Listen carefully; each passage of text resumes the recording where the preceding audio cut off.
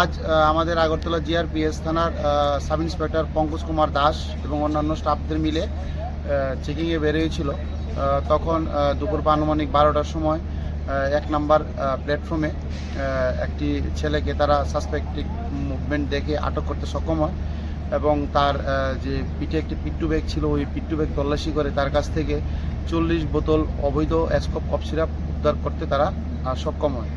তারপর আমরা সেই মালগুলি তার কাছ থেকে এনডিপিএসের আইন অনুযায়ী বাজেয়াপ্ত করি এবং তার বিরুদ্ধে আমার আগরতলা পিএসে একটি মামলা গ্রহণ করি এবং বর্তমানে তার ইন্টারোগেশন চলছে।